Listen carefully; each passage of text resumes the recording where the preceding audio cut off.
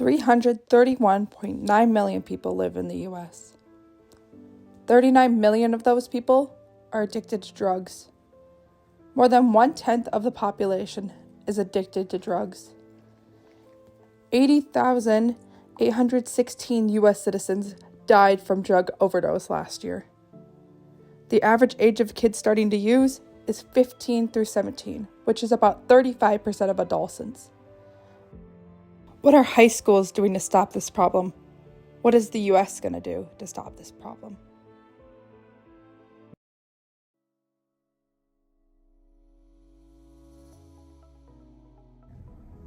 Yes. You step in? Yeah, we either with a counselor, social worker, police department, or admin staff.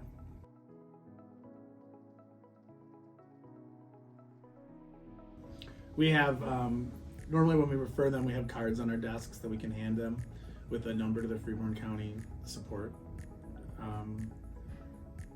Either the DHS, which is the Freeborn County Department of Human Services, and that's where we get those references to. If it's worse, if it's like a law-abiding thing, refer it to ALPD.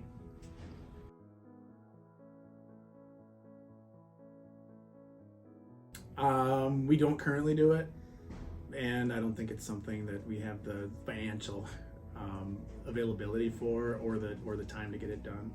The only drug testing is done when students are part of a program with the county.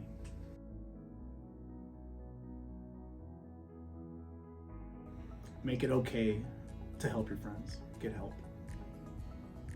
And that's like, if you've seen the screens up, we have some QR codes up that you can take a picture of and just anonymously report when you think something's going on. And that's been our best way to help people. Young person who dies, the teenager or in college, most often it is related to a drug overdose.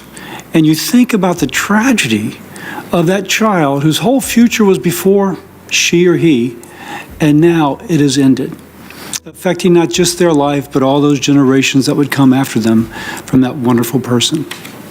But the story isn't just told by children, it's told by parents.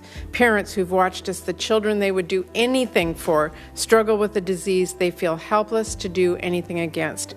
Parents who don't know where to turn for help, even if they can afford it. Who feel disheartened by a child's relapse, who feel silenced by the stigma. I have not personally been affected by drug use, but I've known people who have dealt with drugs, and it's just kind of sad to see them go through that. But for me personally, no.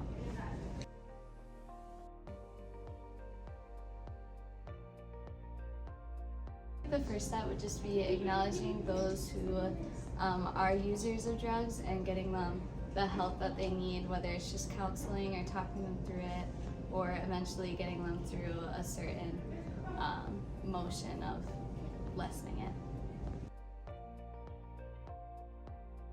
I would probably just try and get them the help they need, try to, tell them that it's probably not a good idea to be doing what they're doing, and probably tell somebody. Yeah, I would probably just try to explain to them like what the end is going to look like if they keep continuing to use the drugs.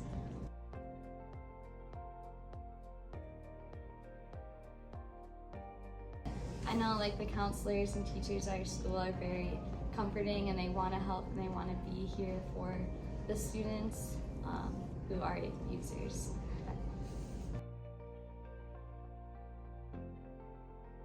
I think the main thing is really educating students and kind of doing it at, a younger, like educating students early about the dangers of drug use, the consequences of using drugs. I think educating students on mental health is a big thing as well, because that's oftentimes a reason why students might start to use or dabble into drugs. In my experience, usually positive reinforcement works best.